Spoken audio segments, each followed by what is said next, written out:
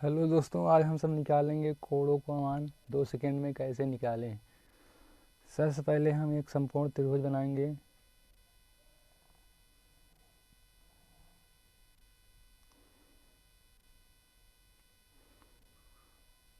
उसके बाद इसको हम 30 अंश मान लेंगे, इसको हम 60 अंश ये मान लेते हैं 1 हो गया। इसको हम मान लेते हैं 2।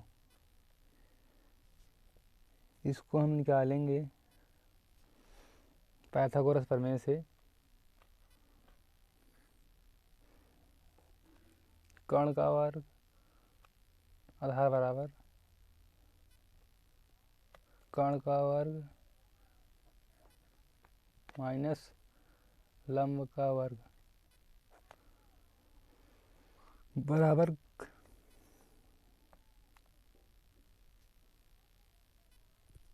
कर्ण बराबर कितना है? कर्ण 2, 2 दूनी 4 माइनस लंब 1 बराबर 4 में से गए √3 आ जाएगा, √3 हो जाएगा। अब हम निकालेंगे साइन 30 अंश बराबर जिस कोण को निकालना होता है उसके सामने की भुजा जो होती है आधार लंब होती है। जिस कोण को निकालना होता है उसके सामने की भुजा को क्या होती है? लंब। और बाकी है आधार कोण 90 अंश सामने की भुजा कर्ण। अब साइन 30 अंश बराबर लंब बटे कर्ण। लंब कितना? 1 हो गया, कर्ण कितना हो गया? 2। इस तरह साइन 30 अंश का मान निकल गया 1/2। उसी प्रकार हम कास 30 अंश को निकालेंगे। कास 30 अंश मतलब आधार बटा कर्ण। आधार कितना हो गया? √3 बटे कर्ण 2। इस तरह से कास 30 अंश का मान √3/2। अब निकालेंगे tan 30 अंश। tan 30 अंश मतलब लंब बटा आधार। लंब कितना हो गया? 1 हो गया, आधार √3। इस तरह से tan 30 अंश का मान 1/√3। अब हम निकालेंगे 60 अंश वाला। अब साइन 60 अंश जिस कोण को निकालना होता है उसके सामने की भुजा जो होती है वो लंब हो जाती है और ये आधार हो जाएगी और कोण 90 अंश सामने की भुजा कर्ण होगी। अब हमारा लंब ये हो गया, ये वाली भुजा इसके सामने की 60 अंश वाला। अब साइन 60 अंश बराबर लंब बटा कर्ण। लंब कितना? √3, कर्ण 2 हो गया। इस तरह साइन 60 अंश का मान √3/2। अब कास 60 अंश का मान निकालेंगे। कास 60 अंश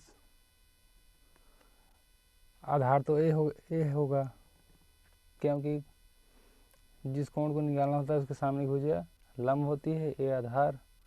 अब आधार कास 60 अंश बराबर आधार बटा कर्ण। आधार कितना है? 1, कर्ण 2 हो गया। कास 60 अंश का मान 1/2। इसी तरह से हम निकालेंगे tan 60 अंश।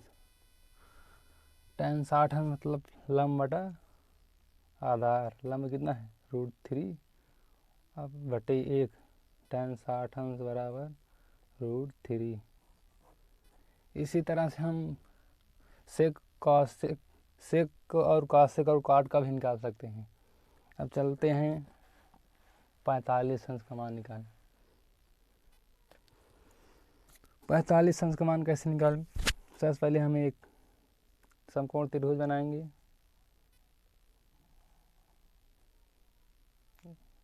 ये 90 अंश, इसको हम मान लेंगे 45 अंश। ये भी 45 अंश।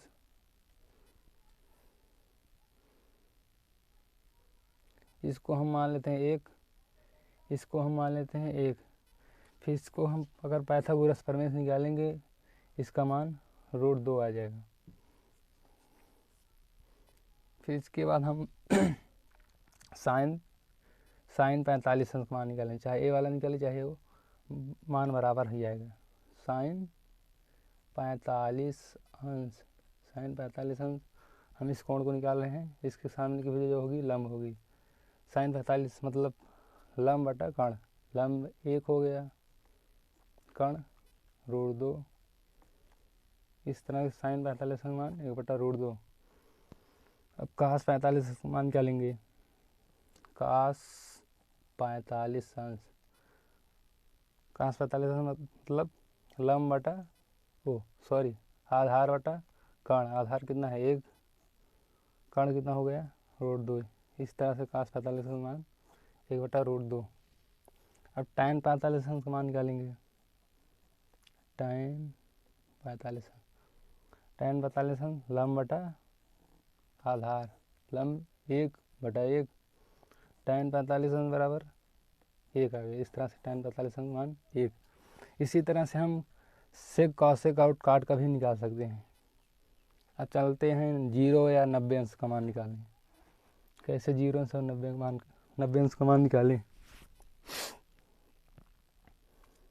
सबसे पहले हम एक फिगर बनाएंगे, समकोण त्रिभुज।